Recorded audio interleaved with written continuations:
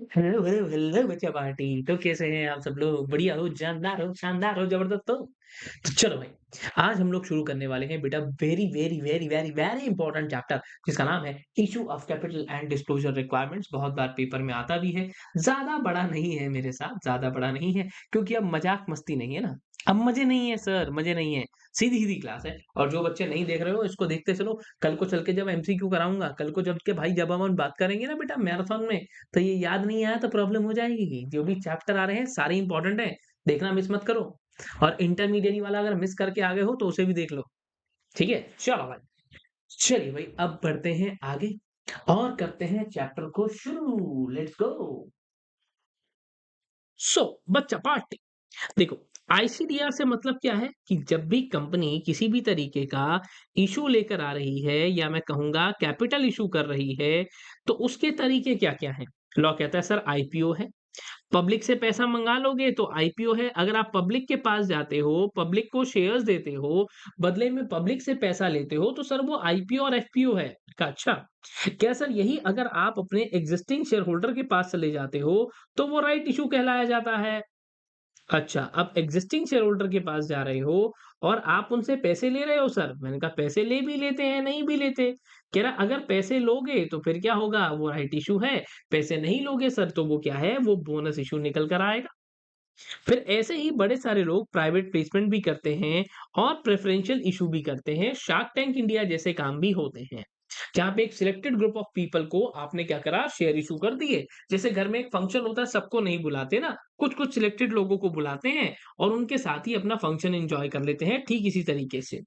फिर बच्चों एक कॉन्सेप्ट आपने मेरे साथ पढ़ा है, क्वालिफाइड इंस्टीट्यूशनल बायर्स। क्यूआईबीज को जब आप अपने शेयर इशू कर रहे हो, उन्हें हम लोग यहाँ पर कवर करते हैं। अब अलग बात क्या निकल कर आई, अलग फंडा यहाँ पर निकल कर आया कि सर आईपीओ क्या है। देखो अपने नोट्स में अगर कभी भी हिंदी लिखोगे तो रिवाइज करना पढ़ना यूं आसान हो जाता है, यूं। आईपीओ क्या होता है, आईपीओ का मतलब होता है जब भी एक अनलिस्टेड कंपनी पब्लिक को पहली बार अपने शेयर सब्सक्राइब करने का मौका देती है। अब यहाँ पर क्या हो रहा है, क्या सर देखो, बहुत बार जब आप आईपीओ के बारे में पढ़ोगे तो आपने आज तक यही पढ़ा कि बेटा जब एक अनलिस्टेड कंपनी पहली बार पब्लिक ऑफर लेकर आती है। हाँ, हाँ। तो जब आईपीओ ला रहे हो तो आईपीओ लाते समय कंपनी क्या है, कंपनी एक अनलिस्टेड कंपनी है। सर लिस्टेड है तो वो आईपीओ नहीं है, वो एफपीओ होगा। पहली बार जब आप आईपीओ लेकर आ रहे हो तब आप एक अनलिस्टेड कंपनी हो, आप पब्लिक को शेयर ऑफर कर रहे हो, तो इसे हम क्या कहते हैं, आईपीओ। ठीक है, ठीक है। क्या सर, क्या इसके बीच में इट मे एंड इंक्लूड्स, ठीक है, इसके अंदर ऐसा भी हो सकता है कि आईपीओ के अंदर आपके फ्रेश शेयर्स हो, यानी कि फ्रेश इशू हो, और थोड़ा सा ओएफएस हो।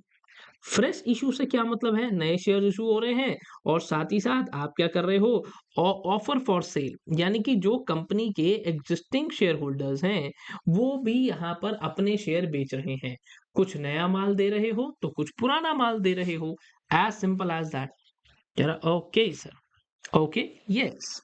इसके बाद फिर आता है further public offer. Further public offer से मेरा मतलब होता है जब भी एक लिस्टेड इशूअर कंपनी क्या करती है, पब्लिक के पास जाती है और पब्लिक के पास जाकर दूसरी बार, तीसरी बार, चौथी बार, पांचवी बार, सातवीं बार, 10वीं बार, पहली बार जब आए तो आईपीओ है। पहली बार के बाद जितनी बार भी आओगे वो एफपीओ कहलाया जाएगा, फर्दर पब्लिक ऑफर। फिर आता है राइट इशू। राइट इशू के अंदर क्या होता है कि एक कंपनी अपने ऑलरेडी एग्जिस्टिंग शेयर होल्डर्स को एक डेट पर चेक करती है कि आपकी एक पर्टिकुलर रिकॉर्ड डेट के ऊपर कितने एग्जिस्टिंग शेयर होल्डर्स हैं। उनको उनकी शेयर होल्डिंग के हिसाब से, अगर मेरे पास 5 शेयर हैं तो बोलेंगे 5 शेयर हैं तो 2 आप हमारे से ले लो, 5:2 कर लो, 5:2 कर लो, हाँ 5:2 कर लो। अब क्या हो रहा है, एग्जिस्टिंग शेयर होल्डर के पास जाएंगे और उसे बोलेंगे एक तारीख निकाल लेंगे। कितने शेयर है तेरे पास, 5 है, चल हम तेरे को 2 ऑफर करते हैं। पर ध्यान रखना, राइट इशू के अंदर ये फ्री नहीं है, इसके अंदर बट पैसे लेंगे।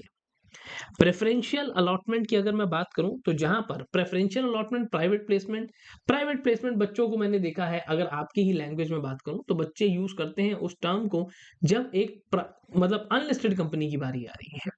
पर जब भी आपके पास एक लिस्टेड इशूअर आ जाता है, वो आकर शेयर या कन्वर्टिबल सिक्योरिटीज एक किसी सिलेक्टेड ग्रुप ऑफ पीपल को इशू करता है, तो उसे प्राइवेट प्लेसमेंट कहा जाता है। इसके साथ-साथ इन्होंने कहा भैया सेबी आईसीडीआर रेगुलेशन को मत भूल जाना और हमारे साथ-साथ भूल ना जाना किसका कंपनीज एक्ट को। फिर कहा कि सर क्यूआईपी, मैंने कहा क्यूआईपी भी होता है।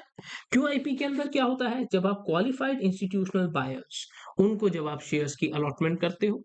फिर आता है बोनस इशू। बोनस इशू में भी क्या हो रहा है कि आप अपने शेयर्स कंपनी इशू कर रही है, किसको दे रही है, to its existing share holders. अच्छा, अपने एग्जिस्टिंग शेयर होल्डर को दे रहे हैं, बिल्कुल दे रहे हैं, बट इसके साथ में क्या हो रहा है, क्या सर पैसे नहीं ले रहे हैं, ये तो बस आप हमारे साथ में हो, तो आपको हमारे साथ होने का एक रिवॉर्ड है, एक रॉयल्टी आपको हम आपको दे रहे हैं सर, ताकि आपकी वेल्थ और बढ़े।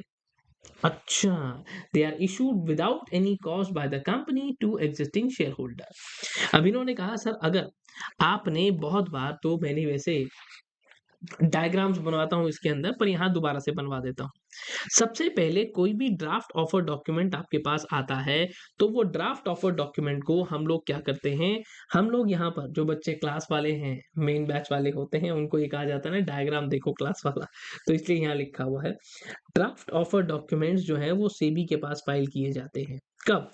क्या सर आपका जो ड्राफ्ट ऑफर डॉक्यूमेंट है, इससे पहले कि आप वो आरओसी के पास फाइल करो या स्टॉक एक्सचेंज से के पास फाइल करो, इससे 30 डेज पहले 30 डेज पहले आप इस ड्राफ्ट ऑफर डॉक्यूमेंट को सेबी के पास फाइल करोगे। अब कंपनी लिस्टेड बनने जा रही है।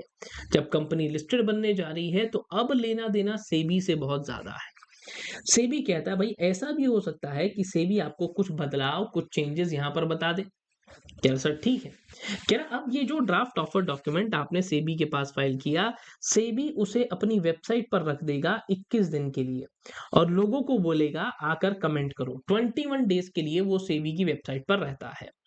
ऑफर डॉक्यूमेंट का मतलब क्या है सर? ऑफर डॉक्यूमेंट का मतलब है ऐसा डॉक्यूमेंट जिसको देखकर दुनिया जहान के लोग आकर आपकी कंपनी में पैसा लगाएंगे। यानी कि अगर मैं बात करता हूं पब्लिक इशू की, ऑफर फॉर सेल की, तो आपको एक लेटर ऑफ ऑफर चाहिए जिसको आप आरओसी के पास फाइल करते हो, स्टॉक एक्सचेंज के पास फाइल करते हो, और ऐसा ऑफर डॉक्यूमेंट जिसके अंदर बच्चों, अब मैं अगर एक कंपनी में पैसा लगाना चाहूंगा, है ना, तो मैं उसके बारे में कुछ चीजें जानना चाहूंगा। हाँ, तो जो जो चीजें मुझे पता होनी चाहिए इन्वेस्टमेंट करते समय, इन्वेस्टमेंट करने से पहले, वो सारी बातों की खबर हम यहाँ पर देने वाले हैं। ओके, ठीक है। अलग बात निकल कर आती है red herring prospectus. Red herring prospectus का मतलब क्या है कि जहां पर पूरी डिटेल्स आपके पास अवेलेबल नहीं है, price and number of shares को, है ना, कह रहा सर आपके पास क्या होने वाला है, कह रहा अगर आपका प्राइस नहीं बताऊंगा तो शेयर होल्डर लेगा कैसे। कह रहा सर इन केस अगर आपने प्राइस आज नहीं बताया, नंबर ऑफ शेयर्स आज नहीं बताए, या तो फिर किसी भी तरीके से, तो कोई बात नहीं। क्या सर आपके पास, क्योंकि हम बाद में जाकर पहले हम देखेंगे भैया कौन सा कितना रश अपने पास आ गया, अपनी कंपनी का रिस्पॉन्स कैसा आ रहा, बढ़िया आ रहा है, उस हिसाब से फिर हम लोग ये काम करते हैं। कंप्लीट डिटेल्स नहीं देने हैं, वो बाद में बताएंगे कंप्लीट डिटेल, अभी थोड़ी सी डिटेल बता दो। अभी बस इतना समझ लो कि होया छोरा जवारे, अभी इतना बता दो, अभी रिश्ता पक्का हो गया है ये बता दो, ये मत बताना कहाँ हुआ है कैसे हुआ है। अब यहाँ पर इन्होंने बोला, कह रहे सर इसके साथ साथ अब क्या होगा कि जब आपने ये चीजें पता लगा ली, मैंने कहा हाँ, तो कह रहा सर ये रेड हेरिंग प्रोस्पेक्टस, मैंने कहा हाँ फाइल कर दो ना आरओसी के पास, क्या दिक्कत है।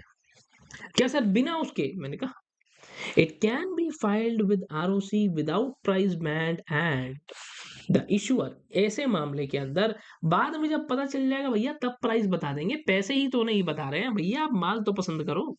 दुकानदार बोलता है ना जैसे माल तो पसंद करो भैया, पैसे तो बाद में बता देंगे भाई साहब, क्या दिक्कत हो रही है, पैसे कहीं जा रहे हैं क्या। हाँ वही बात है। अब हमारी जो आईसीडीआर रेगुलेशंस हैं वो कहाँ कहाँ पर अप्लाई होती हैं, प्रेफरेंशियल इशू पर, आईपीओ पर, राइट इशू पर ध्यान रखना।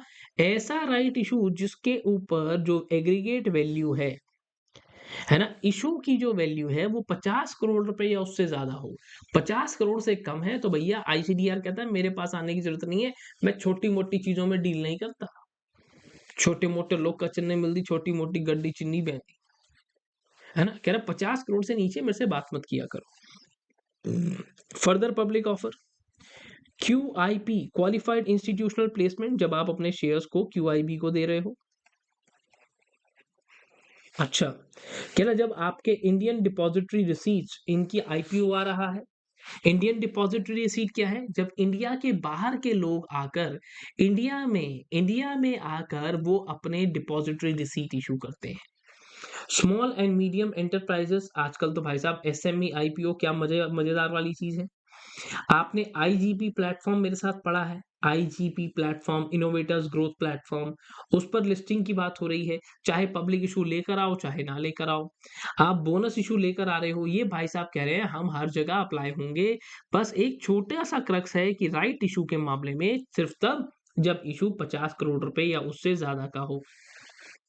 अब अगर कोई भी कंपनी ऐसी है जो आईपीओ लेकर आ रही है, तो उन्होंने बोला उसकी कुछ शर्तें हैं। मैंने कहा क्या शर्तें हैं भाई? कह रहा सर इसकी कुछ शर्तें हैं, जोड़ा ध्यान से समझिएगा कि आपका जो भी इशूअर है, कोई प्रमोटर ग्रुप का कोई बंदा, जो भी इंसान आईपीओ के अंदर, जैसा मैंने बताया ना कि अब बच्चों अगर आईपीओ आ रहा है तो उसके अंदर फ्रेश शेयर्स भी हैं, फ्रेश शेयर्स यानी कि न्यू शेयर्स भी हैं, प्लस इसके अंदर ऑलरेडी एग्जिस्टिंग शेयर्स के हम ऑफर फॉर सेल भी देखने को मिलता है।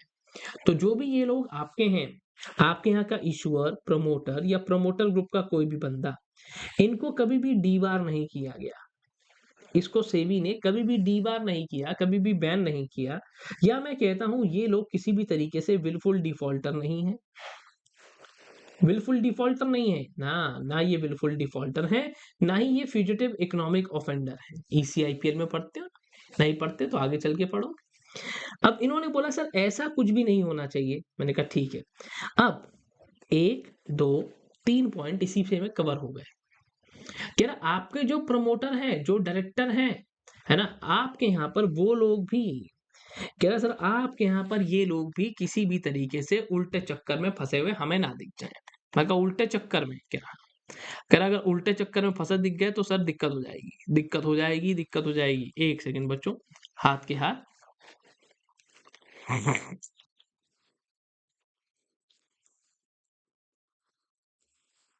ठीक है, उल्टे चक्कर में मतलब वही पॉइंट निकल कर आता है कि promoter of the director company they are not debarred by SEBI. ये डीबार कभी इनके ऊपर बैन ना लगाया गया हो from accessing the capital market. SEBI ban लगा देता है, बैन ना लगाया गया हो। कह रहा और जिनके ऐसे लोग जिनकी outstanding convertible securities, outstanding convertible security क्या होती है? जैसे वो डिवेंचर्स हैं, और डिवेंचर्स हैं, और डिवेंचर्स ऐसे हैं जो आने वाले समय में कन्वर्टेबल डिवेंचर हैं। अब बच्चों अगर कोई भी चीज कन्वर्टेबल डिवेंचर है तो वो कन्वर्ट किस में होगी? वो कन्वर्ट होगी सर शेयर्स में। यस, वो कन्वर्ट होगी शेयर्स में। तो अगर आपके पास कभी भी आउटस्टैंडिंग कन्वर्टेबल सिक्योरिटीज हैं, है ना, जिसके अंदर एक ऑप्शन होता है टू रिसीव इक्विटी शेयर्स, भाई अगर कन्वर्ट करता हूं तो किस में करता हूं? लॉ कहता है सर शेयर्स में कन्वर्ट करता हूं। मैंने कहा बस, अगर ये पेंडिंग चल रहा है तो भैया तुम्हारे तो अपने आप ही इक्विटी शेयर आ रहे हैं, तुम लोग क्या करोगे आईपीओ लेकर आके? कह रहा सर हाँ। कह रहा नहीं ला सकते। मैंने कहा नहीं। कह रहा पर ऊपर वाली जो कंडीशंस हैं दे आर नॉट एप्लीकेबल। कब अप्लाई नहीं होंगी? सबसे पहली बात, जब आपने आउटस्टैंडिंग ऑप्शंस अपने एम्प्लॉयज को दिए। कोई स्कीम्स होती है ना, ईसोप, ईएसपीएस, अब ये share based employee benefit scheme वाले चैप्टर में आपको बताऊंगा।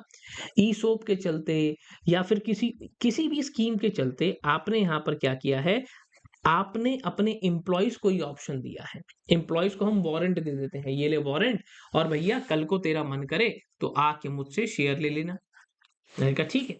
क्या सर आपके पास या तो फिर कुछ भी ऐसा है जो fully paid up outstanding security है? लॉ कहता है आउटस्टैंडिंग सिक्योरिटी का मैं मना नहीं कर रहा, पर भाई अगर तेरे पास फुल्ली कन्वर्टेबल है, फुल्ली पेड है, फुल्ली पेड आउटस्टैंडिंग है, और आज वो अगर फुल्ली पेड डिबेंचर्स हैं, फुल्ली पेड प्रेफरेंस शेयर्स हैं, जो कन्वर्ट हो जाएंगे बच्चों किसमें? इक्विटी शेयर्स में, तो लॉ कह रहा भाई मुझे कोई दिक्कत नहीं, मुझे कोई दिक्कत नहीं है, तुम लोग बिंदास आगे बढ़ो। फिर इन्होंने बोला कि जब आप लिस्टिंग करवाने के लिए जाओगे तो उसकी शर्तें अलग हैं। अभी तक शर्तें किस बात की थी कि हमने आपको ये बताया आप एलिजिबल हो या आप एलिजिबल नहीं हो, है ना? कह रहा सर अब आप आईपीओ कब लेकर आ सकते हो, है ना? रिक्वायरमेंट्स क्या है, कब ऐसा पॉसिबल होगा? कब ऐसा पॉसिबल होगा कि हम आपको आईपीओ लाना अलाउ करेंगे? क्या सर, सबसे पहली बात तो कि आपके पास net tangible asset, profit, net worth का प्रॉपर रिकॉर्ड हो। आपके नेट टेंजिबल एसेट कितने होने चाहिए? कम से कम 3 करोड़ रुपए के होने चाहिए। पिछले 3 साल का डेटा चेक करूंगा, जिसमें से मैक्सिमम 50% मॉनेटरी हो सकते हैं, मॉनेटरी फॉर्म में, है ना? 50% आप रख सकते हो। आपका एवरेज ऑपरेटिंग प्रॉफिट 15 करोड़ रुपए होना चाहिए। एवरेज, एवरेज कितने टाइम की? पिछले 3 साल की।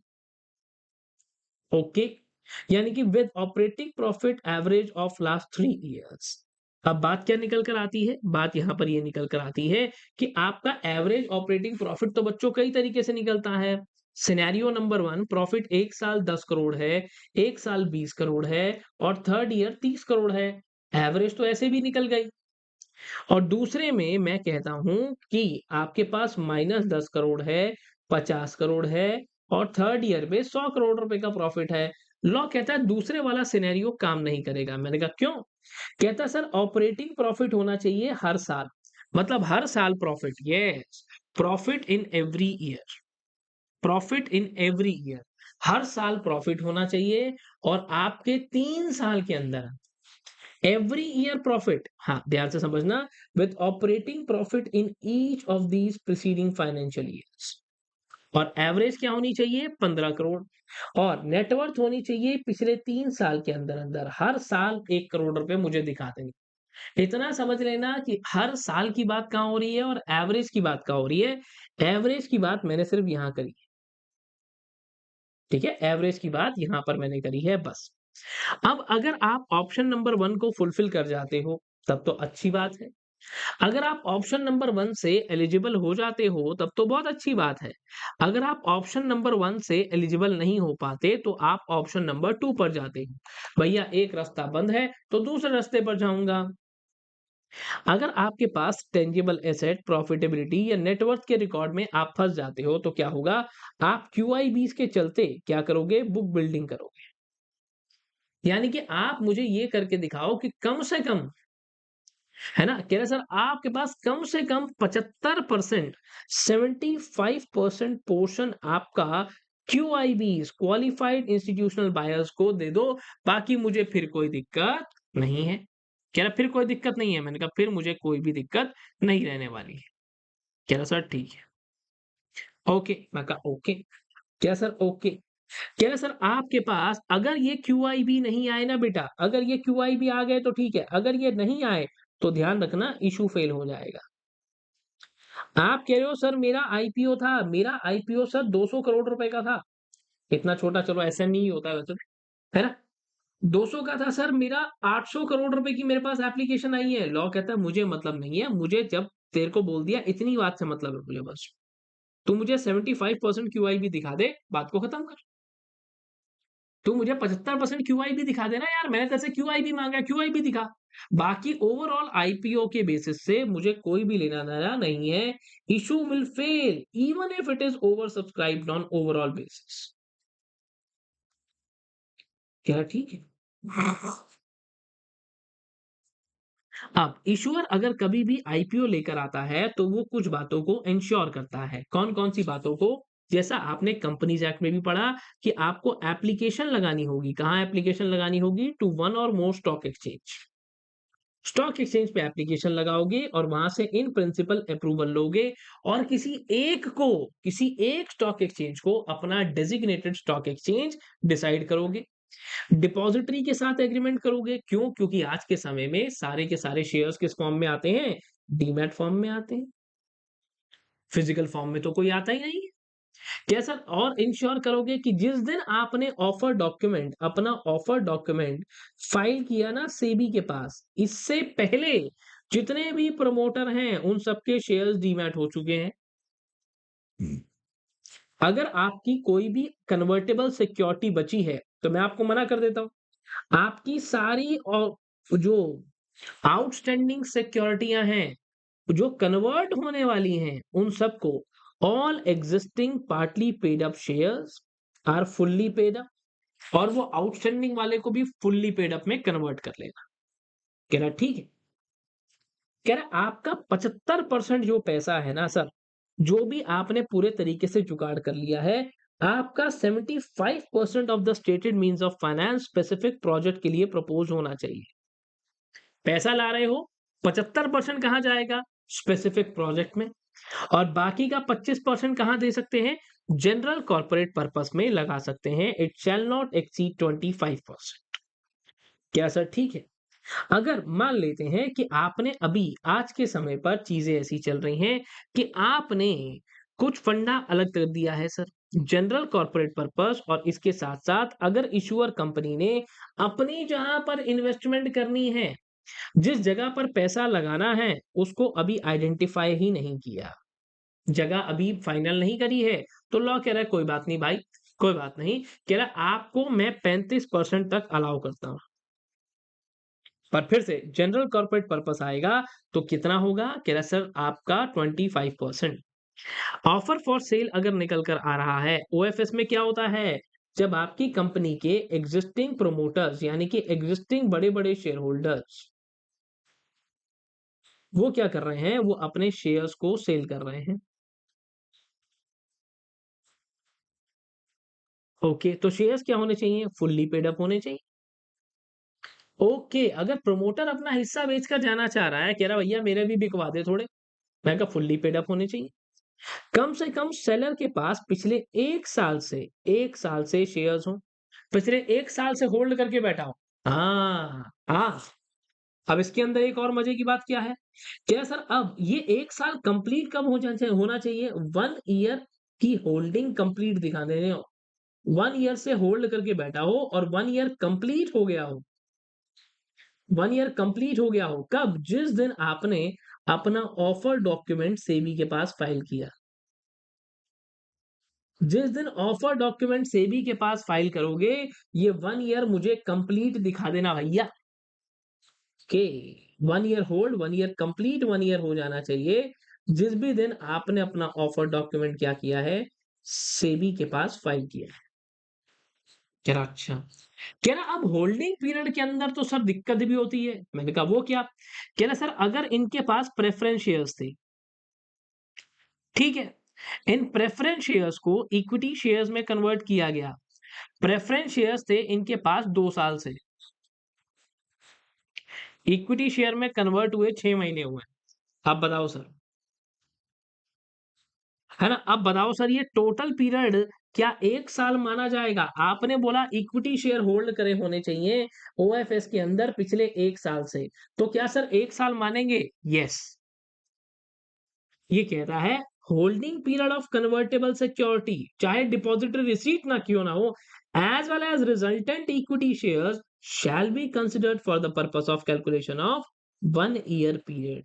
1 साल के लिए जब आप ये 1 ईयर कैलकुलेशन करोगे तो दोनों को काउंट करके यहां पर चलने वाले हो। कह रहा ओके, ओके, मैं कहा ओके। अब ध्यान रखना ये बात मैंने ओएफएस की करी है, ऑफर फॉर सेल की, ठीक है? 8 नंबर का आया था पेपर में। कब? जब मर्जी आयो, रेगुलेशन 8।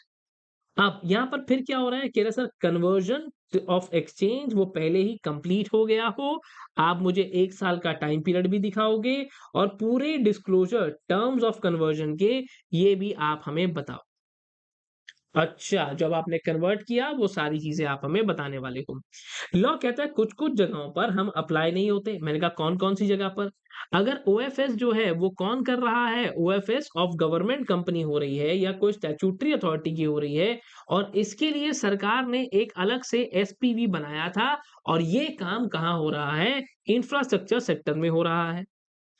कह रहा अच्छा, कह रहा सर या तो फिर आपके पास under the scheme of merger amalgamation ये काम होने जा रहा है, या आपने पढ़ा हो कॉम्प्रोमाइज अरेंजमेंट, है ना? भाई कॉम्प्रोमाइज अरेंजमेंट अगर ये काम होने जा रहा है तो फिर से हम छोड़ देंगे सर। मैं कहा ठीक है। कह रहा अब अगर जो इक्विटी शेयर्स जो आप अपने ओएफएस में लेकर आए हो, जो आप अपने ओएफएस में लेकर आए हो, वो आपको बोनस इशू के चलते मिले थे। अच्छा, तो आप बस मेरे को 1 साल का होल्डिंग पीरियड अपने पास दिखा दो, है ना? 1 साल का होल्डिंग पीरियड दिखा दो तो सर मुझे क्या दिक्कत है? कह रहा सबसे पहली बात, कह रहा सर आपके पास जो भी इक्विटी शेयर्स है उनका ध्यान रखना, उनको कभी भी इस्तेमाल नहीं किया जाना चाहिए। काय के लिए? Are not being issued. कभी भी बेटा बोनस इश्यू अगर आप पढ़ोगे, तो बोनस इश्यू की अपनी शर्तें हैं। बोनस इश्यू की पहली कंडीशन में क्या आता है कि भैया रीवैल्यूएशन प्रॉफिट से उठकर नहीं आना चाहिए। अनरियलाइज्ड प्रॉफिट से उठकर नहीं आना चाहिए। ये जो बोनस इश्यू आपको मिले हैं, ये बोनस इश्यू मिले हैं या तो फ्री रिजर्व से या तो सिक्योरिटीज प्रीमियम अकाउंट से। इनमें से जो बोनस इश्यू मिला वो कहाँ से मिला? या तो फ्री रिजर्व से या सिक्योरिटीज प्रीमियम अकाउंट से। और अगर आप आज उस बोनस इश्यू को ओएफएस में बेचना चाह रहे हो पब्लिक इश्यू में मिलाकर, बेच दो, मुझे कोई दिक्कत नहीं है। बेच दो, मुझे कोई दिक्कत नहीं है। बस छोटी-सी बात का ध्यान रखना, 1 ईयर प्रायर टू फाइलिंग, 1 साल का होल्डिंग पीरियड मेरे को उस समय दिखा दे। ठीक है जी। ओके जी। अब बात निकल कर आती है वारंट देने की। कह रहा वारंट करंट जैसा लग रहा है। नहीं, नहीं, नहीं। अब बहुत बार आप वारंट भी दे देते हो इन आईपीओ पर। वारंट अगर आपने कैसा दिया? कूपन जैसा। कूपन नहीं मिलते बहुत सारी जगहों पर, है ना? कूपन मिलता है। कूपन के अंदर क्या होता है कि भैया आपने पेटीएम का कूपन लिया, स्क्रैच कर दिया। अब आपको कूपन कोड इस्तेमाल करना है कर लो, नहीं करना मत करो। क्या सर? अब अगर आपने इशू ऑफ वारंट किया है, वो भी कहाँ किया है? इन आईपीओ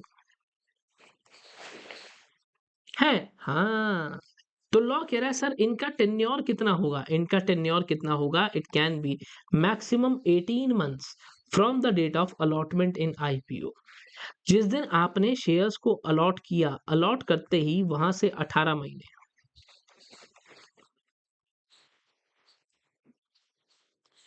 18 महीने का ज्यादा से ज्यादा टेन्योर आप हमारे को यहाँ पर दिखा सकते हो, उससे ज्यादा का नहीं होगा। मैंने कहा ठीक है। कह रहा सर आपके पास अब जिसको भी आपने ये कूपन दे दिया, उससे 25% पैसा अभी ले लो। जो प्राइसिंग और फॉर्मूला है कि एक्सरसाइज प्राइस वारंट कितने का होगा, तो क्या सर आपका जो भी प्राइस निकलेगा वो ऑफर डॉक्यूमेंट में बताओ, और 25% ऑफ द कंसिडरेशन जो भी आपका एक्सरसाइज प्राइस है उसको अप फ्रंट अभी ही ले लो, इसी समय पर ले लो। ठीक है। क्या सर अब एक सिक्योरिटी में जब बेटा जब भी हम यूपीआई करते हैं तो कूपन निकल जाता है। एक आईपीओ में एक सिक्योरिटी में एक से ज्यादा कूपन निकल सकते हैं, एक सिक्योरिटी के अंदर एक से ज्यादा वारंट हो सकते हैं, कोई दिक्कत नहीं है। कह रहा था ठीक है। अब टाइम निकल कर आता है उस पर्टिकुलर ऑप्शन को आपने बोला कि 18 महीने का समय है, आप आकर हमें बाकी पैसे दे देना और ये ले जाना। मैं कहा ठीक है। कह रहा सर अब यहाँ पर क्या होता है, आपका एक्सरसाइज करने का समय आ गया। एक्सरसाइज करने का टाइम आ गया। आपने क्या किया? कह रहा सर 3 महीने आपने पैसे दे दिए within 3 months from the date of payment of consideration. कह रहा अच्छा। कह रहा भैया टाइम आ गया एक्सरसाइज करने का, अब तू एक काम कर, पे कर दे और शेयर हम तेरे को दे दें। पर अगर तुमने पे नहीं किया, लॉ कहता है मैं आपको 3 महीने का टाइम दूंगा। अगर आपने बाकी के पैसे 25% तो आप दे गए ना मुझे, 25% दे गए, बाकी का बचा हुआ पैसा अगर आपने नहीं दिया तो फिर क्या होगा? लॉ कहता है खा जाऊंगा। Such consideration made in respect of such warrant will be forfeited. अच्छा, अब आपको जो हमने ऑप्शन दिया, जो वारंट दिया, भैया आपको टाइम दिया, पैसे दे दो। अगर आप पैसे नहीं देते हो तो हम आपके पैसे खा जाएंगे। खा जाएंगे, यस, हम आपके पैसे भी खा जाएंगे, हम आपका वारंट भी खा जाएंगे। लॉ कहता है सर अगर कोई कंपनी एफपीओ लेकर आ रही हो, मैंने कहा एफपीओ बोले तो कह रहा है सर जो दूसरी बार आ रही है, तीसरी बार आ रही है, 2 12 13 3 12 14 5 आ रहा 5 आ रहा, जितनी बार भी आ रही है। क्या सर सबसे पहली बात तो वही पॉइंट निकल कर आता है कि डी बार ना किए गए हों। इनके यहाँ के जो भी प्रमोटर हैं, डायरेक्टर हैं, शेयर होल्डर हैं, है ना, उनको डी बार ना किया गया हो। मैं कहा ठीक है। इसके साथ साथ ये विलफुल डिफॉल्टर ना हो, ये फ्रॉडुलेंट बोरोवर ना हो और फ्यूजिटिव इकोनॉमिक ऑफेंडर ना हो। सेम पॉइंट निकल कर आ गया। कह रहा अच्छा। दूसरी बात थोड़ी सी टेक्निकल क्या निकल कर आती है कि है तो आपकी कंपनी के प्रमोटर, आपकी कंपनी के प्रमोटर हैं, और आपकी कंपनी का जो प्रमोटर है बेटा वो किसी और कंपनी में डायरेक्टर है। अब इस कंपनी ने जिस कंपनी में ये भाई साहब डायरेक्टर हैं, जिस कंपनी में ये डायरेक्टर हैं, तो क्या होता है इस कंपनी को सेबी ने बैन कर दिया। इस कंपनी को सेबी ने क्या कर दिया है? बैन कर दिया है। लॉ कहता है भाई अगर इसको बैन कर दिया ना तो तुम्हारे पे भी कांटा मार दूंगा, तुम भी एफपीओ नहीं ला सकते।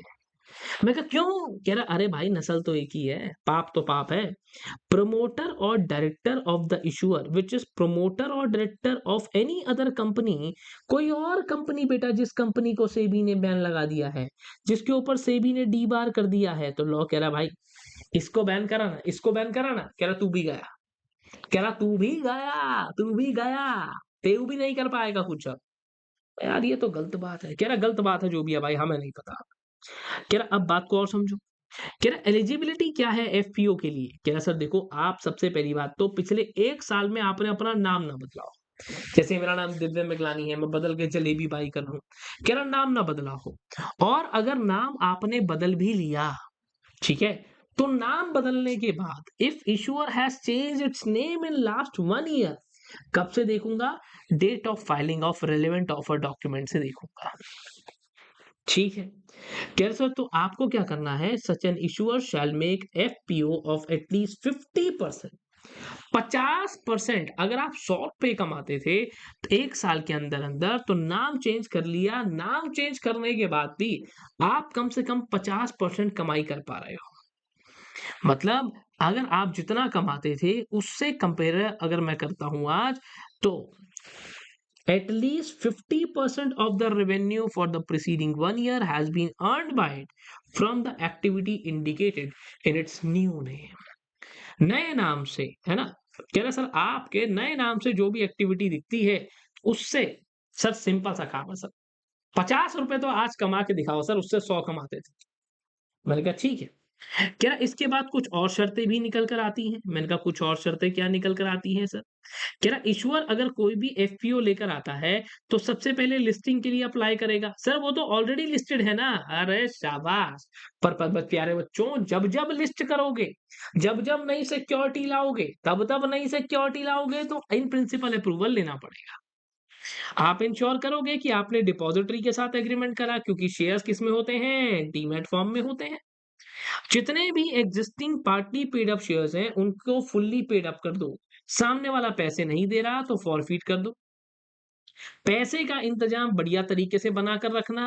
75% पैसा कहाँ जाएगा? Towards stated means of finance for particular specific project की तरफ जाएगा। और जो बचा हुआ 25% पैसा है वो amount for general corporate purpose के लिए हो सकता है। जनरल कॉर्पोरेट पर्पस कितना हो सकता है? 25%। सर ये तो रिपीट हो गया। हाँ, हाँ, रिपीट हो गया। फिर ये इश्यू ऑफ वारंट है, ये भी सेम बातें यहाँ पर रिपीट हो गई। ठीक है, सेम बातें रिपीट हो गई, स्मार्ट स्टडी करते हुए चलेंगे। कह रहा सर ठीक है। फिर बात आती है बेटा प्रमोटर कंट्रीब्यूशन की। आपके पास अगर कभी भी मैं बात करता हूं, एक कंपनी है, वो कंपनी आईपीओ लेकर आए, ठीक है, आईपीओ लेकर आई। अब पब्लिक का ही सारा पैसा लगा तो डर लगेगा कि भैया ये हमारा पैसा लेकर कहीं छूमंतर हो गया तो उड़ी बाबा भाग गया तो। लॉ कहता है ऐसा नहीं, क्योंकि हम इसमें प्रमोटर का पैसा भी लगाएंगे। प्रमोटर जो कंपनी का होगा वो कम से कम 20% ऑफ पोस्ट इशू। बच्चों बात को समझना, पोस्ट इशू मतलब आफ्टर आईपीओ। आफ्टर आईपीओ जो आपकी शेयर कैपिटल बनेगी, उस शेयर कैपिटल का 20% पैसा इसका लगा होगा। अच्छा, ओके। कह रहे सर नहीं है इतना पैसा तो कोई बात नहीं। अगर इस प्रमोटर के पास इतना पैसा नहीं है, if the post issue promoter share holding less than 20% है, तो alternate investment fund, foreign venture capital, bank से, पब्लिक फाइनेंशियल इंस्टीट्यूशन से, इंश्योरेंस कंपनी से, इन लोगों को बोल कि भैया तेरा पैसा मिलाकर 20% करें। अच्छा, इन सबका पैसा मिलाकर 20%, वो 1000 करोड़ अगर मांगने जा रहा है तो 200 करोड़ तेरा अपना लगा होना चाहिए। कह रहा ठीक है, ठीक है। अलग बात क्या निकल कर आती है? क्या सर अगला फंड आता है नॉन एप्लीकेबिलिटी का, कि जहां पर नॉन एप्लीकेबिलिटी अप्लाई नहीं होगी। ऐसा भी होता है, बिल्कुल ऐसा होता है। सर अगर आपकी कंपनी पर मतलब ये रिक्वायरमेंट ही अप्लाई नहीं होगी ना, बिल्कुल नहीं अप्लाई होगी। कब? अगर आपकी कंपनी का प्रमोटर ही नहीं पता है, मतलब प्रमोटर ही लापता है। आपको पता ही नहीं है प्रमोटर है कौन यार, है ना? इतने सारे लोग हैं, झगड़ा चल रहा है कि भैया तुम में से प्रमोटर है कौन? कह रहा पैसा कहाँ से लाएँगे? कह रहा सर अगर आपको मैं रेफरेंस डेट बताऊँगा एक, उस रेफरेंस डेट पर मुझे आप ये दिखा दो कि आप पिछले 1 साल से स्टॉक एक्सचेंज पर हो और 1 साल से बिंदास आपके शेयर्स में ट्रेडिंग चल रही है। एट लीस्ट सॉरी पिछले 3 साल से आपकी कंपनी लिस्टेड है और एक्टिवली ट्रेड अगर हो रही है, अगर बढ़िया तरीके से उस पे शेयर्स खरीदे और बेचे जा रहे हैं, लॉ कह रहा है मुझे कोई मतलब नहीं, मुझे नहीं चाहिए तुम्हारा प्रमोटर कंट्रीब्यूशन। अपने पास रखो अपना प्रमोटर कंट्रीब्यूशन और बोलो। कह रहा अच्छा। कह रहा जितनी भी इन्वेस्टर आपके पास आते हैं, इन्वेस्टर आकर अपनी कंप्लेंट करते हैं, उन कंप्लेंट में से 95% कंप्लेंट आपने सॉल्व कर दी। अगर आपके पास 100 कंप्लेंट आती हैं, तो 95 कंप्लेंट आपने सॉल्व कर दी है। और इसके साथ-साथ अगर देखो भैया आपके पास सीधा-सा फंडा है, क्योंकि अब आप आ रहे हो तो कह रहा सर एफपीओ की बात हो रही है। मैं कहा हाँ। कह रहा एफपीओ हो रहा है मतलब बेटा कंपनी की पहले से ही लिस्टेड है। पहली बार तो आईपीओ नहीं ला रही है। कंपनी पहले से ही लिस्टेड है। अब अगर कंपनी पहले से ही लिस्टेड है बच्चों, तो अगर लिस्टेड हो तो स्टॉक एक्सचेंज की बात मानते होगे। क्या सर मुझे आप ये दिखा दो कि आप सेबी की एलओडीआर रेगुलेशंस को पिछले 3 साल से मान रहे हो, तो भी मैं आपसे प्रमोटर कंट्रीब्यूशन नहीं लूँ।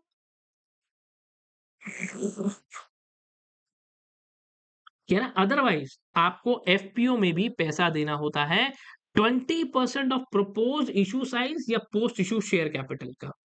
अगर कंपोजिट इशू निकल कर आ जाता है, कंपोजिट का मतलब क्या होता है, जिसमें राइट इशू भी है और पब्लिक इशू भी है, दोनों मिला दूंगा तो क्या बन जाएगा, कंपोजिट बन जाएगा।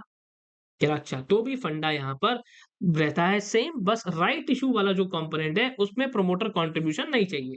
देखो बेटा, अगर मैं कहूं 1000 सीआर, ये आपका इस समय पर कंपोजिट इशू है।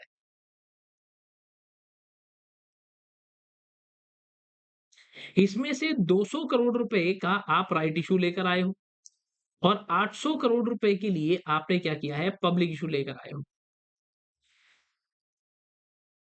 मैंने कहा ठीक है।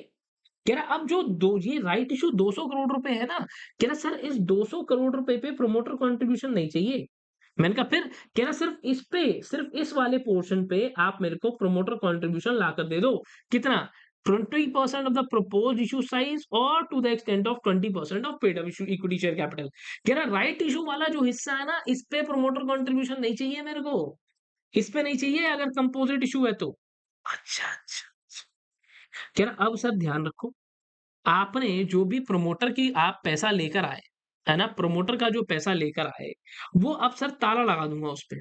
प्रमोटर कंट्रीब्यूशन जो होगा ना, वो लॉक्ड इन रहेगा। मैं कहा अच्छा। कह रहा हाँ, कह रहा चलो आपके पास पैसा है, तो अच्छी बात है। आपके पास पैसा नहीं है, तो आपने पैसे का जुगाड़ कहाँ से किया? Alternate investment fund, foreign venture capital, scheduled commercial bank, PFI, insurance company, यहाँ से जुगाड़ किया। इन सब से मिलाकर आपने प्रमोटर कंट्रीब्यूशन बनाया। मैंने कहा जी बिल्कुल बनाया।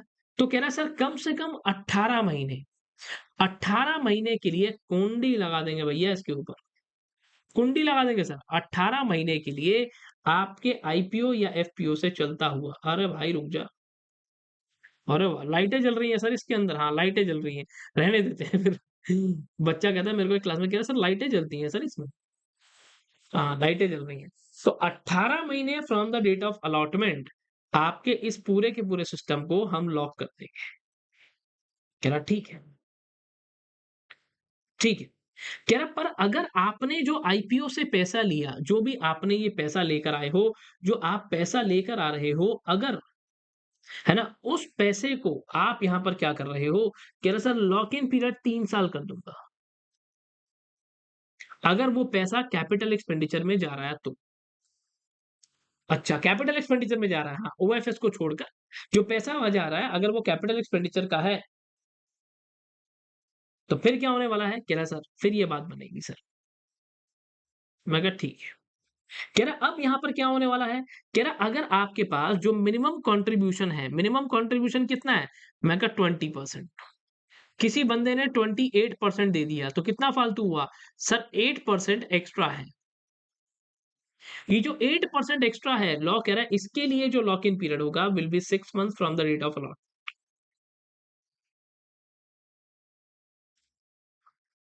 अच्छा, ये बात है। ये बात निकल कर आती है। फिर इन्होंने कहा कि सर देखो अगर स्पेशल राइट इक्विटी शेयर्स हैं, स्पेशल राइट्स इक्विटी शेयर्स हैं, हाँ, कह रहा सर अब ऐसे मामले के अंदर, है ना? कह रहा सर आपके पास ये पूरे तरीके से हम इन्हें लॉक इन रखेंगे जब तक ये स्पेशल राइट वाले equity shares normal equity shares में कन्वर्ट नहीं हो जाते। जो ऑर्डिनरी इक्विटी शेयर होता है वो कैसा होता है? एक शेयर पे 1 वोट, एक शेयर पे 1 वोट का ही डिविडेंड मिलेगा। कह रहा सर हाँ, ऐसा तो होता है। तो बस उसी की बात चल रही है। फिर इन्होंने बोला ऐसी भी कोई सिक्योरिटीज़ हैं जो अदर देन प्रमोटर के पास होती हैं। मैंने कहा हाँ। कह रहा उसके ऊपर हमारी ये रेगुलेशन अप्लाई नहीं होगी। मैंने कहा अदर देन प्रमोटर के पास भी होती है? कह रहा सर हाँ, जैसे आप अपने एम्प्लॉइज़ को शेयर दे देते हो। शेयर बेस्ड एम्प्लॉयी बेनिफिट्स वाली जगह पे बताऊँगा कि बड़ी बार कंपनीज़ अपने एम्प्लॉइज़ को रिटेन करने के लिए कि भैया कहीं जाएगा नहीं तू, तू हमारे साथ ही रहेगा, हमारे साथ बढ़िया से काम-धंधा करेगा, उसको शेयर्स दे देती हैं। कई तरीके निकल कर आते हैं, employee stock option scheme, employee stock option plan, बहुत कुछ निकल कर आता है। अब बेटा कुछ लोग तो ये डायरेक्ट दे देते हैं पैसा, कुछ लोग ट्रस्ट के मीडियम से घुमा कर देते हैं। तो इक्विटी शेयर्स अगर आपने कोई ट्रस्ट बना दिया, आपकी कंपनी उस ट्रस्ट को शेयर्स देती है और वो ट्रस्ट आपको अलॉट करता है। अच्छा, कह रहा सर आपकी कंपनी में किसी वेंचर कैपिटल ने पैसा लगाया, अल्टरनेट इन्वेस्टमेंट फंड ने, फॉरेन वेंचर कैपिटल ने पैसा लगाया, तो इनके पैसे भी क्या करे जाएँगे, अदर देन प्रमोटर हैं तो लॉक्ड इन में रखे जाएँगे फॉर 6 मंथ्स। जिस दिन इन्होंने परचेज़ करते हैं ना बेटा तुरंत नहीं बेच सकते, कम से कम 6 महीने के लिए ताला लग जाता है। फिर इसके अलावा और भी चीज़ें निकल कर आती हैं, other requirement for IPO, FPO जैसे आपके यहाँ पर काम करने के लिए मर्चेंट बैंकर होना चाहिए। मर्चेंट बैंकर यही वो बंदा है बेटा जो पूरा इश्यू सँभालेगा। अकेले कंपनी सेक्रेटरी ये भाई साहब पागल हो जाएगा अकेला कंपनी सेक्रेटरी, पागल हो जाएगा और क्या। दूसरा आता है अदर इंटरमीडिएरी, आप कुछ बीच में इंटरमीडिएरीज़ भी अपॉइंट करते हो जैसे बैंकर टू इश्यू, याद करो चैप्टर नंबर 6 को, जैसे बैंकर टू इश्यू, डिपॉजिटरी हाँ, शेयर ट्रांसफर एजेंट हाँ, हाँ और मर्चेंट बैंकर हाँ, थोड़ा और प्राइमरी मार्केट में होते हैं, सेकेंडरी मार्केट में होते हैं, ऐसा कुछ पढ़ा था ना? ठीक है। अब अगर आप कभी भी किसी तरीके से बुक बिल्डिंग प्रोसेस से जा रहे हो, बुक बिल्डिंग का मतलब क्या है बेटा? 2 रास्ते हैं प्राइस के। पहला प्राइस का रास्ता आता है कि भैया ₹120 का मेरा शेयर है, लेते हैं लेते हो लो, नहीं लेते मत लो। दूसरा रास्ता निकल कर आता है कि प्राइस बैंड है 100 से 120 के बीच में।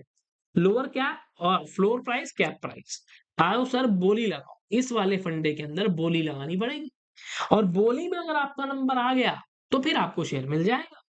क्या सर इस दूसरे वाले जो प्रोसेस को हम कहते हैं बुक बिल्डिंग। सर अभी होता है ये बहुत बार होता है बेटा, बहुत बार होता है। Book building. बुक बिल्डिंग के मामले में आपको एक सिंडिकेट मेंबर भी अपॉइंट करना पड़ता है। अच्छा, बिडिंग के चक्कर में, यस।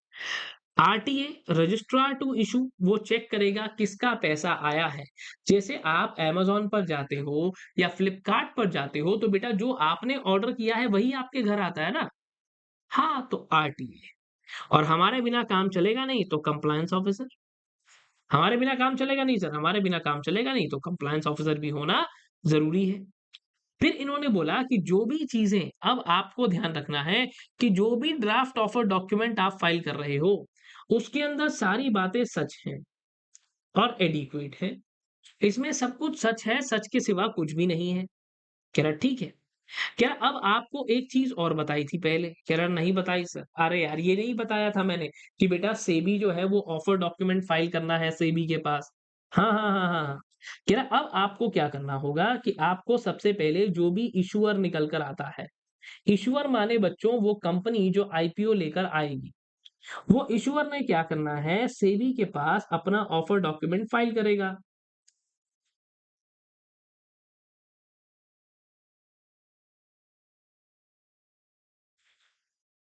ठीक है, कह रहा सर अब आपने सेबी के पास फाइल किया, सेबी में स्पेसिफाई चेंजेस। सेबी को अगर लगा कोई चेंजेस बताने की जरूरत है तो विद इन 30 डेज सेबी आपको चेंजेस बता देगा।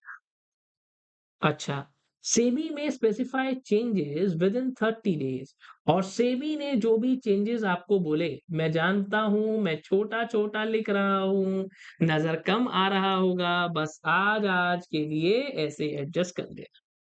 क्या सर फिर बात निकल कर आती है कि सेबी सेबी ने चेंजेस जो भी बता दिए हैं ऑफर डॉक्यूमेंट पे, क्या सर आपको अब क्या करना है, वो ऑफर डॉक्यूमेंट में सेबी के बताए हुए चेंजेस करने हैं।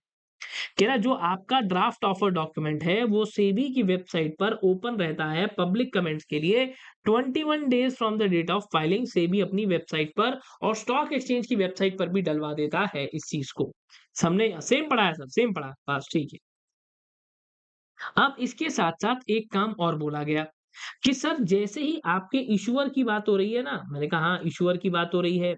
सर जिस दिन आपकी कंपनी ने चलो बेटा एक काम करते हैं, इसको छोटा-सा वैसे ही साइड पर बना लेते हैं। ना इसको साइड पर वैसे ही छोटा-सा बना लेते हैं, कोई दिक्कत वाली बात नहीं है। छोटे-छोटे अपने प्यारे से बच्चे हैं यार, कोई दिक्कत वाली बात ही नहीं है।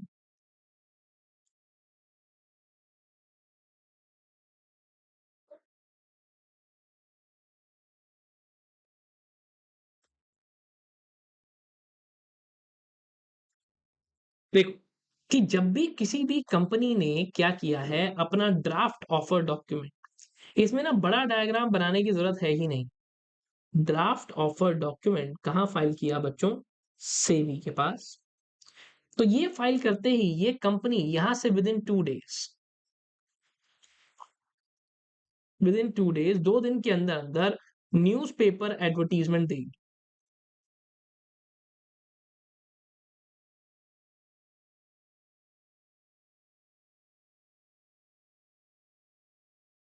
न्यूज़पेपर एडवर्टाइजमेंट 2 न्यूज़पेपर में जाती है, एक इंग्लिश में, एक हिंदी में, एक इंग्लिश में, एक हिंदी में, एक वर्नाक्युलर में भी जाती है। वर्नाक्युलर माने वहां का रीजनल या वहां का लोकल न्यूज़पेपर। कह रहा ओके, ठीक है। एक वर्नाक्युलर या रीजनल न्यूज़पेपर जहां पर आपकी कंपनी का रजिस्टर्ड ऑफिस सिचुएटेड है।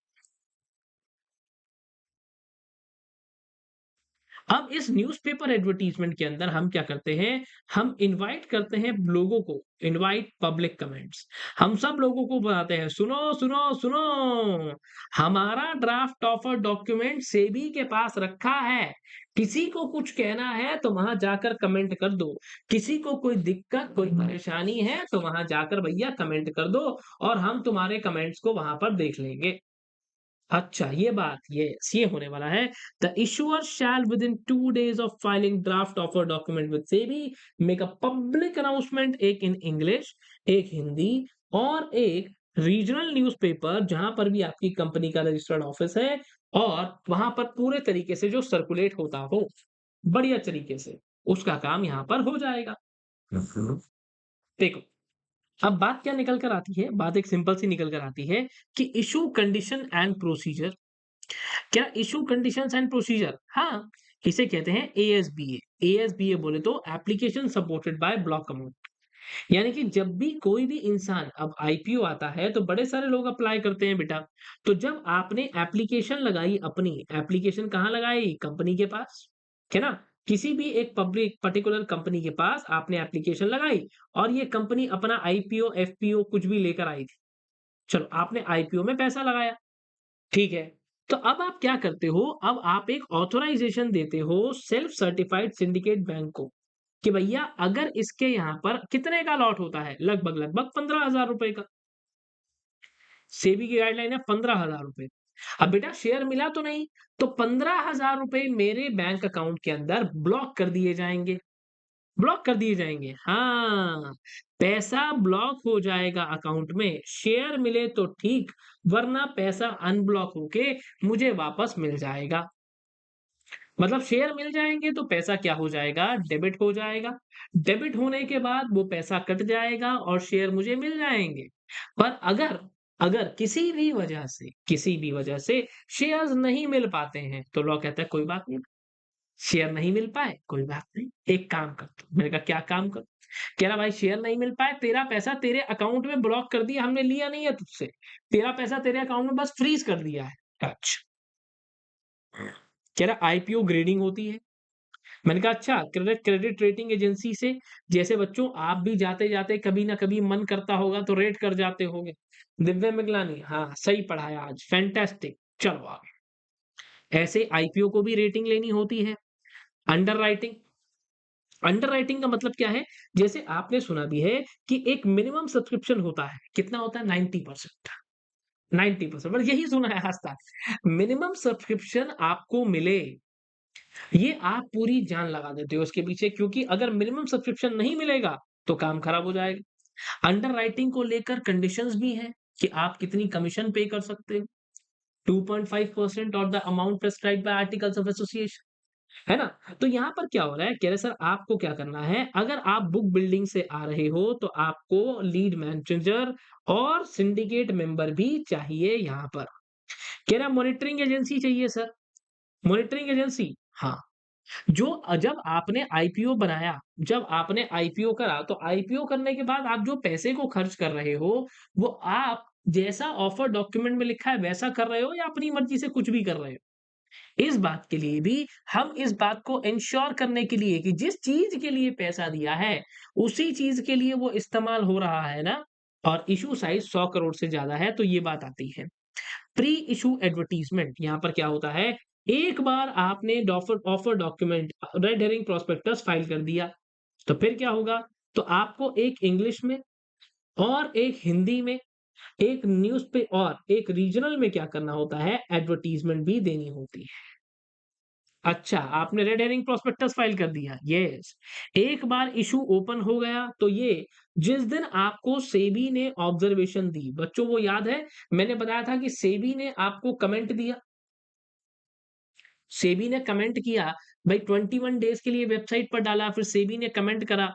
वो सेबी के कमेंट करने से आपको हर हाल में 12 महीने के अंदर-अंदर अपना ये पूरा का पूरा फंडा क्या करना है, कि सर इश्यू ओपन कर लेना है। अच्छा, इश्यू ओपन हो जाना चाहिए, हाँ। मिनिमम सब्सक्रिप्शन कितना है? एट लीस्ट 90%, 90% मिनिमम सब्सक्रिप्शन होना चाहिए। पीरियड ऑफ सब्सक्रिप्शन, तो लॉ कह रहा है सर कम से कम 3 वर्किंग डेज़ से लेकर 10 वर्किंग डेज़ हो सकता है। मिनिमम सब्सक्रिप्शन के समय पे अगर मिनिमम एप्लीकेशन वैल्यू, वैसे तो अब ये प्रैक्टिकल होता नहीं, सारा पैसा पहले ही ले लेते हैं। तो क्या होगा, at least 25% of issue price आपका एप्लीकेशन पर जाता है। और एक बार पोस्ट इश्यू एडवर्टाइजमेंट, यानी कि आपके पास लीड मैनेजर इस बात को इंश्योर करेंगे कि आपकी जो डिटेल्स है सब्सक्रिप्शन की, यानी कि आपके पास पूरी एडवर्टाइज़मेंट जाएगी और ये देखा जाएगा कि भैया हमारे पास शोर मचाते हैं ना, जैसे कि हाँ, हमने क्या-क्या कर दिया भाई साहब, शोर मचा देंगे। कितने यहाँ पर हमारे पास एप्लीकेशन आई, कितने लोगों को अलॉटमेंट मिली, है ना? एएसबीए किस दिन हमने आपका रिफंड कर दिया, किस दिन आपको शेयर की अलॉटमेंट हो गई, ये सब चीज़ें भी एडवर्टाइज़मेंट के तौर पर दी जाएँगी। मैं कहा अच्छा, किसमें? एक इंग्लिश, एक हिंदी, एक वर्नाक्युलर। क्या सर अगली बात निकल कर आती है रिलीज़ ऑफ सब्सक्रिप्शन मनी। यानी कि यहाँ पर क्या होता है, लीड मैनेजर जो है वो भी इस बात को कन्फर्म करेगा।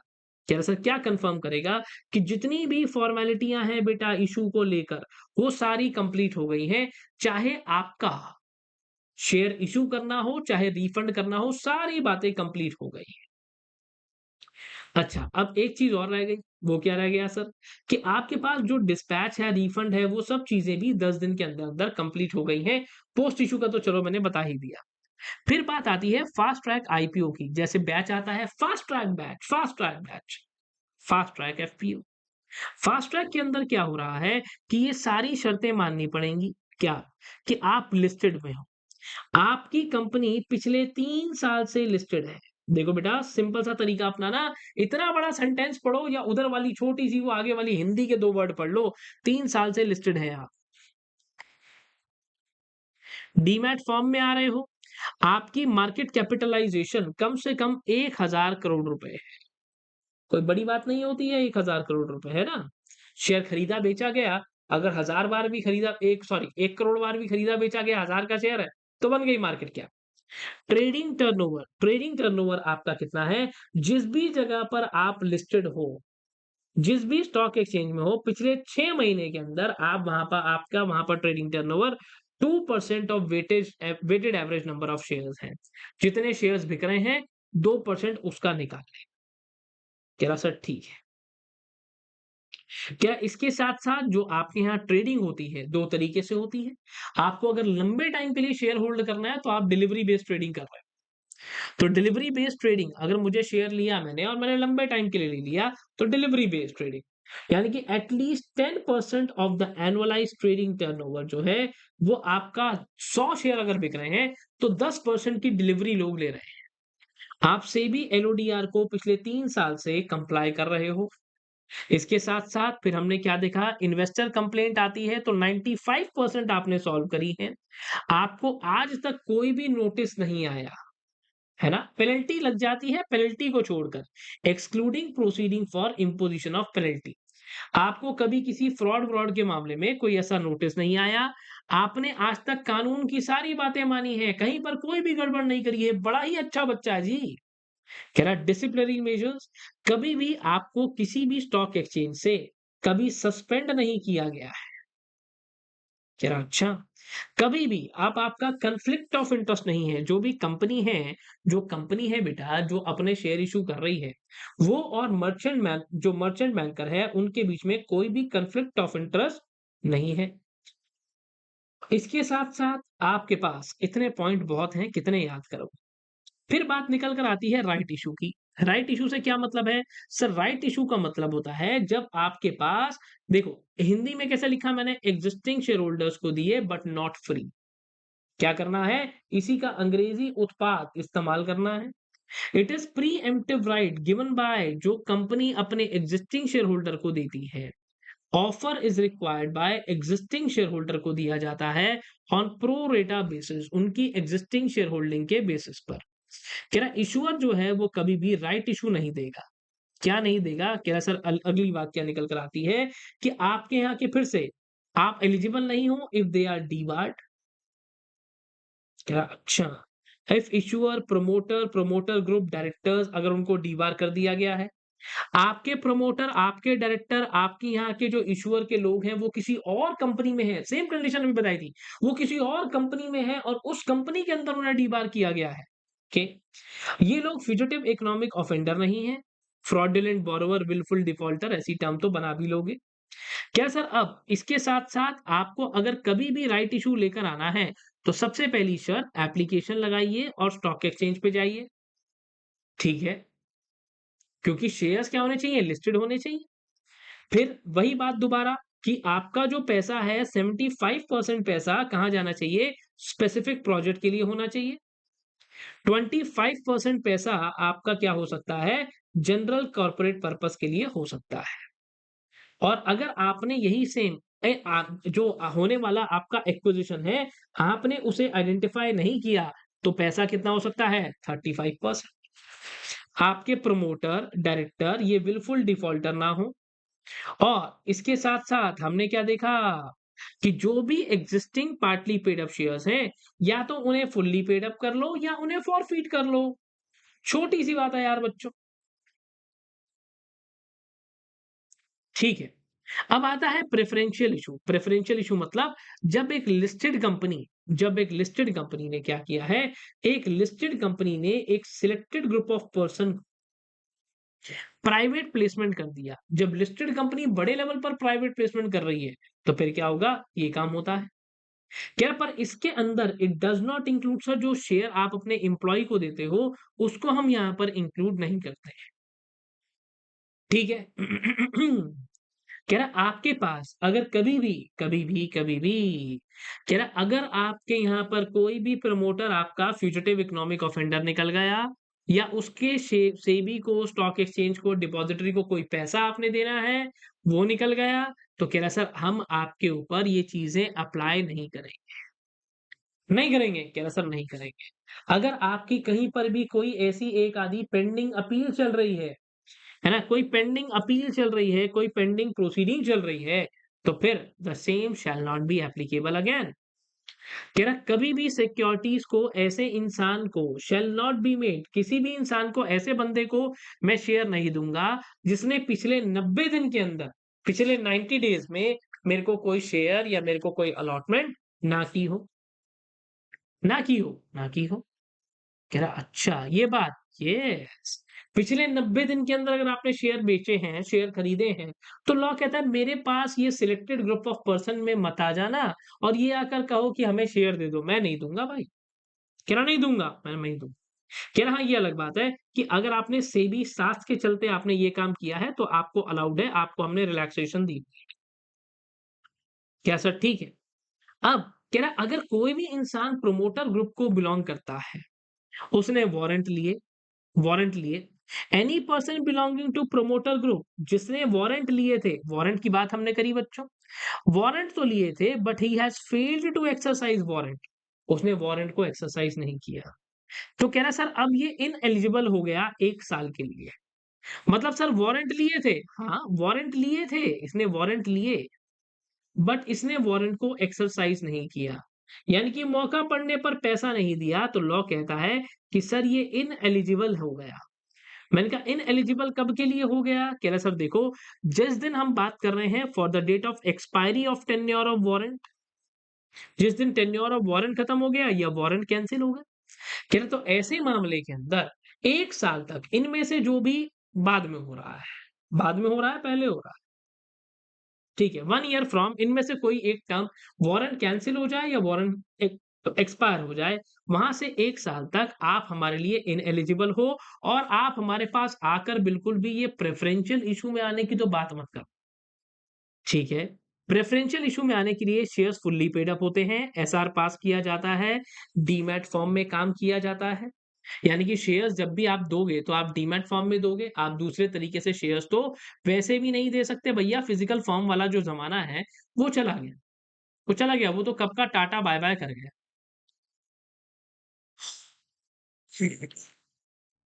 फिर कंप्लायंस, जैसे कि एलओडीआर रेगुलेशंस हैं, उनसे आपका कंप्लायंस होना चाहिए, है ना? कंपनीज एक्ट 2013 से आपका कंप्लायंस होना चाहिए और इसके साथ-साथ जो बाकी की चीज़ें निकल कर आ रही हैं, उनकी भी बात आपको सारी ही माननी पड़ेगी। अब 1 सेकंड और रुक जाओ बेटा, बराबर में बुक को लेकर चलता था मैं अच्छा खासा, मैंने ध्यान नहीं दिया। उसके बाद जिसको भी आप क्या कर रहे हो, जो भी इंसान प्रपोज्ड अलॉटीज़ हैं, जिसको भी शेयर आप अलॉट करने वाले हो, प्रपोज्ड अलॉटीज़ का सबका पैन नंबर आपके पास होना चाहिए, ठीक है? अब क्या फंडा निकल कर आता है, अलग फंडा ये निकल कर आता है क्वालिफाइड इंस्टीट्यूशनल प्लेसमेंट। यानी कि अब क्या कर रहे हो, जब आप अपनी सिक्योरिटीज को आप इश्यू कर रहे हो सिक्योरिटीज एक qualified institutional buyers, okay, qualified institutional buyers को, हाँ, जब आप क्यूआईबी को शेयर्स अलॉट कर रहे हो उसे क्यूआईपी कहा जाता है। लिस्टेड इशूअर में make QIP placement of eligible securities. सबसे पहली क्या बात होती है, एसआर की बात होती है। एसआर के अंदर मतलब क्या निकल कर आता है, पहला मतलब क्या निकल कर आता है भैया, स्पेशल रेजोल्यूशन पास करना होगा और स्पेशल रेजोल्यूशन जिस दिन आपने पास कर लिया, एसआर पास करते ही बेटा वहां से अलॉटमेंट आपकी कंप्लीट हो जानी चाहिए, अलॉटमेंट हो जानी चाहिए विद इन 365 डेज,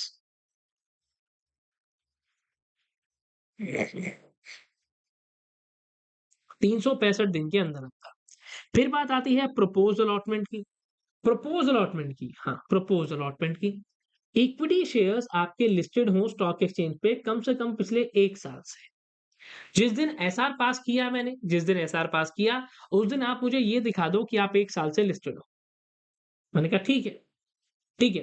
क्या सर पर एक दिक्कत है, ये क्लॉज़ अप्लाई नहीं होगा। अगर आप मुझे एक चीज़ बता दो कि आपके पास अगर आप कॉम्प्रोमाइज़ अरेंजमेंट कर रहे हो ना, जिसके अंदर आपने एनसीएलटी अप्रूवल लिया है,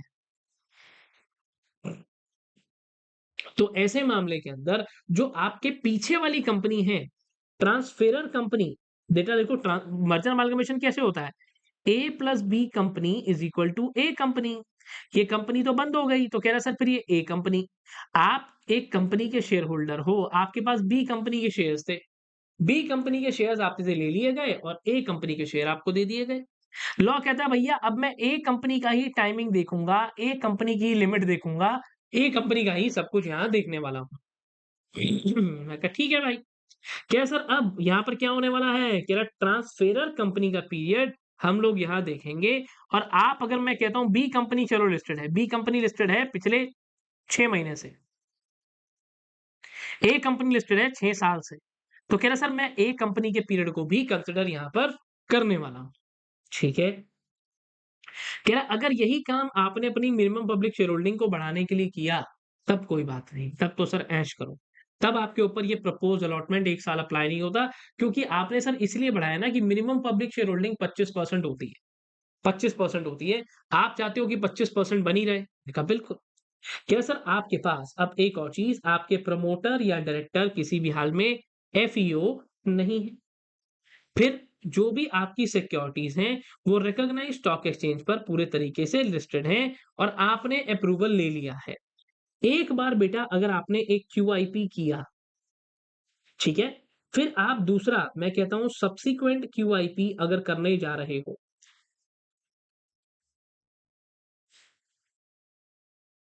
2 वीक्स तो 2 हफ्ते until expiry of 2 weeks from the date of prior qualified institutional place। अच्छा, एक बार ये हो गया तो दूसरे वाले के लिए गैप बीच में होना चाहिए 2 हफ्ते का कम से कम। अच्छा, दोनों के बीच में सर गैप रखना पड़ेगा 2 हफ्ते का? यस, दोनों के बीच में गैप रखना पड़ेगा। अब बात आती है इंडियन डिपॉजिटरी रिसीट्स की। जैसे हम एडीआर, जीडीआर की बात करते हैं। इंडिया से लोग निकले, इंडिया के बाहर जाकर शेयर इश्यू कर दिए। ये इंडिया के बाहर के लोग हैं जो इंडिया में शेयर इश्यू कर रहे हैं। क्या सर इश्यूइंग कंपनी जो है, जो इंडिया के बाहर से आ रही है, वो अपने होम कंट्री में लिस्टेड हो, पिछले 3 साल से। अब जैसे हमारे यहाँ पर सेबी है, तो भैया आपके होम कंट्री में जो रेगुलेटरी बॉडी है, उसने आपको बैन नहीं किया। पिछले 3 साल से आप अपनी होम कंट्री के कानून को मान रहे हो, इस बात का रिकॉर्ड हमें दिखाओ। आपके प्रमोटर या डायरेक्टर फ्यूजिटिव इकोनॉमिक ऑफेंडर नहीं है। उसके बाद जब आप इंडिया में आ जाओगे, तो आप कम से कम 50 करोड़ का इश्यू लेकर आओगे। सिर्फ और सिर्फ एक डिनोमिनेशन होगा, यानी कि ऐसा नहीं होना चाहिए 10 रुपए का भी फेस वैल्यू है, 20 का भी है, 50 का भी है। सिर्फ एक फेस वैल्यू, एक सिंगल फेस वैल्यू।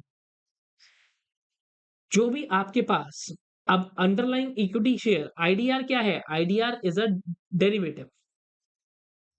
ये क्या है? एक डेरिवेटिव है। इस डेरिवेटिव की अपनी कीमत तो कोई है नहीं, अंडरलाइंग सिक्योरिटी जो है वो कीमत बताएगी। अगर ये सिक्योरिटी आपके इक्विटी शेयर्स हैं, तो ये इक्विटी शेयर्स आपके होम कंट्री में लिस्टेड है। अच्छा, डेरिवेटिव क्या होता है? जिसकी अपनी कीमत नहीं है, जिसकी कीमत उसका अंडरलाइंग एसेट बताता है। अंडरलाइंग एसेट कौन है? ये इक्विटी शेयर्स।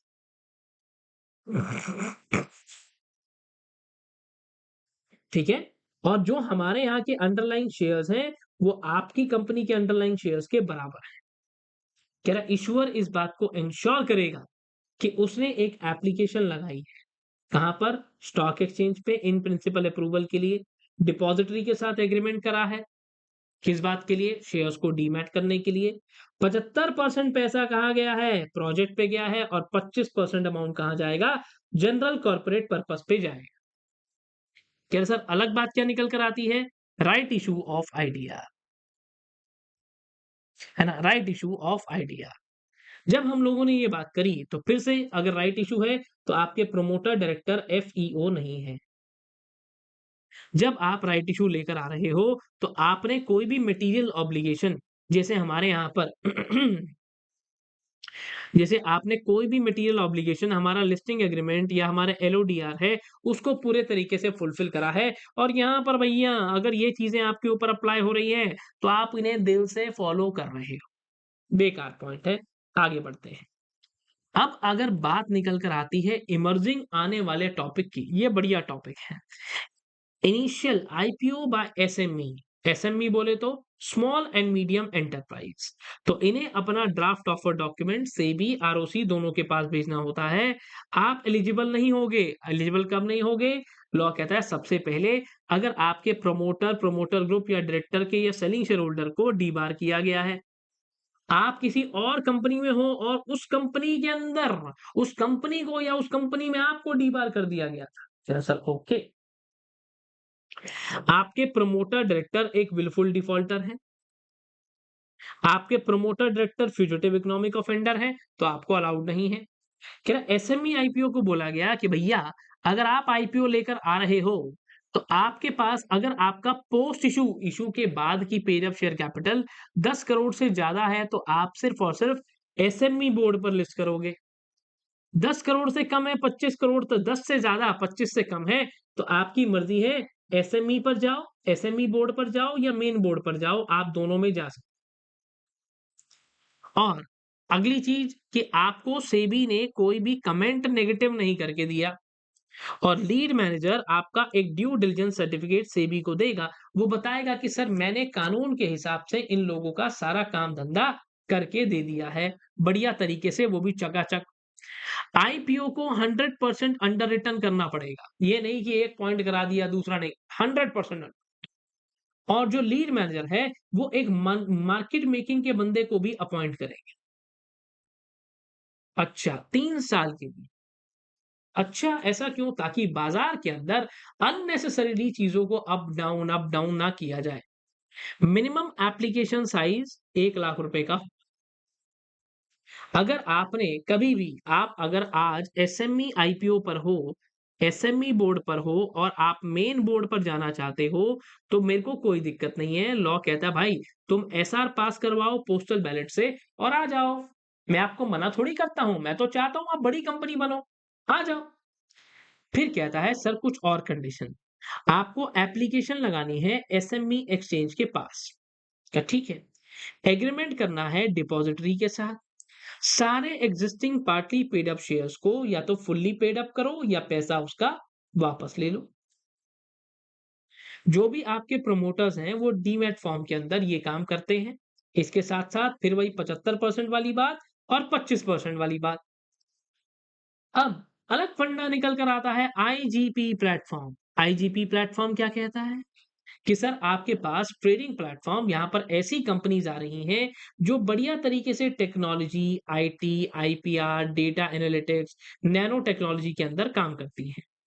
क्या आपके पास अगर आपको आईपीओ लेकर आना सॉरी लिस्ट करवाना है, लिस्ट की बात हो रही है, तो कम से कम 25% क्यूआईबीज के पास होना चाहिए पिछले 1 साल के अंदर-अंदर। आप आईपीओ लाओ चाहे ना लाओ, बिना आईपीओ के भी हम आपको आईजीपी पर लिस्ट कर देंगे। कह रहा अगर कल को आईपीओ लेकर आना चाहते हो तो आईपीओ के अंदर ऑफर साइज कितना होगा? 10 करोड़ का आईपीओ होना चाहिए। मिनिमम एप्लीकेशन 2 लाख रुपए की होगी। कम से कम 50 लोगों को अलॉटमेंट आपको करनी होगी। मिनिमम ट्रेडिंग लॉट 2 लाख रुपए का होगा और 2 लाख के मल्टीपल में होगा। जैसे मेन बोर्ड पर तो 15,000 है, पर यहाँ पर 2 लाख है ना? 14-15 हज़ार रुपए का लॉट पड़ता है, यहाँ पर 2 लाख। लॉ कहता है सर फिर आ गया जी बोनस इश्यू। मैंने कहा हाँ, सर ये तो हमने पढ़ा हुआ है वो सब ठीक है बेटा, बट मुझे तो बताना है ना? अगर कभी भी शेयर्स इश्यू किए जा रहे हैं एग्जिस्टिंग शेयर होल्डर को विदाउट एनी कंसिडरेशन और ये कहाँ से जाते हैं? ये कहीं और से नहीं, पैसा फ्री रिजर्व से, सिक्योरिटीज प्रीमियम अकाउंट से यहाँ से ये पैसा आएगा। उसके बाद कंपनी आर्टिकल्स ऑफ एसोसिएशन से ऑथराइज हो। इसके साथ-साथ आपने जनरल बॉडी मीटिंग बुलाई और उसके अंदर आपने रेज़ोल्यूशन पास करा। फिर उसके बाद आपने कोई भी इंटरेस्ट या प्रिंसिपल की पेमेंट में डिपॉज़िट हो या डेट सिक्योरिटीज़ हो डिपॉज़िट हो या डेट सिक्योरिटीज़ हो, क्या सर इसके अंदर आपने कभी भी डिफ़ॉल्ट नहीं किया। आपने जो स्टैट्यूटरी ड्यूज़ की पेमेंट है एम्प्लॉइज़ को जैसे प्रोविडेंट फंड, ग्रेच्युटी, बोनस इन सब के अंदर गड़बड़ नहीं करी। जो आपके outstanding partly paid up shares हैं, उनको आपने फुल्ली पेड अप कर दिया है और आपके प्रोमोटर्स को फ्यूजिटिव इकोनॉमिक ऑफेंडर नहीं है। क्या सर मैं आपको बोनस इश्यू नहीं लाने दूँगा। मैंने कहा क्या? क्यों भैया क्यों? क्या सर बोनस इश्यू नहीं लाने दूँगा। मैंने कहा क्यों? क्या सर छोटी-छोटी 2-3 बातें बता देता हूँ, ज़्यादा भी नहीं बताता, कितना याद रखोगे यार।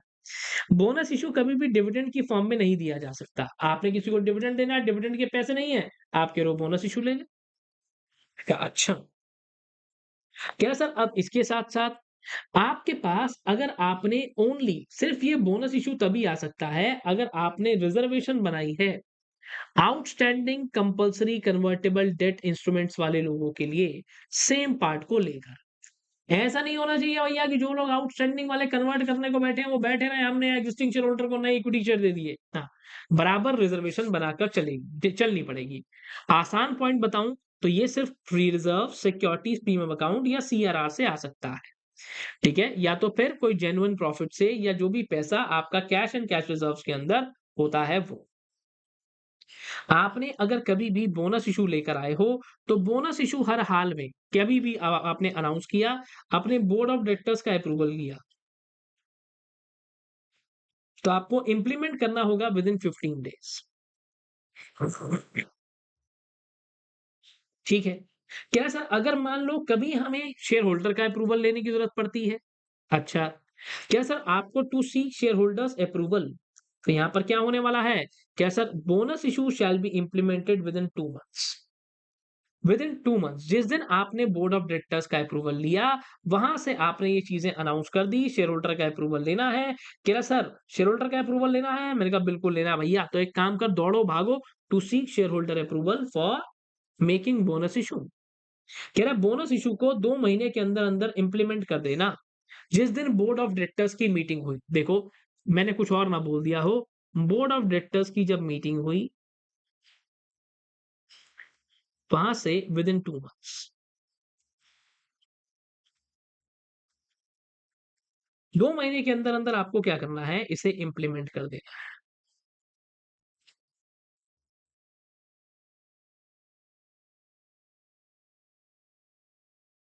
ठीक है। क्या सर, अब यहाँ पे क्या होने वाला है? It is to announce its bonus issue subject to share holder approval है, तो ठीक है, बात अलग है। कह रहा पर एक बार अगर मैंने मुंह से कमिटमेंट कर दी बोनस इशू की, तो उसके बाद मैं चाह कर भी उसे वापस नहीं ले सकता। इसके साथ चैप्टर खत्म बच्चों। तो बच्चा पार्टी इसके साथ होती है हमारी क्लास खत्म। ध्यान रखना बच्चों, इसमें से अपने क्वेश्चंस को करना मत भूलना। वैसे तो इंपॉर्टेंट टॉपिक बताने का मेरा मूड है, पर बताऊंगा नहीं। कोई बताओगे नहीं? नहीं नहीं, बताऊंगा नहीं, बताने का मेरा मूड तो है, पर वेट करो, इंतजार करो, सही मौका आने पे दोबारा बता दूंगा। इसके साथ बाय बाय। क्वेश्चन बैंक से क्वेश्चन की प्रैक्टिस करना मत भूलें। बाय।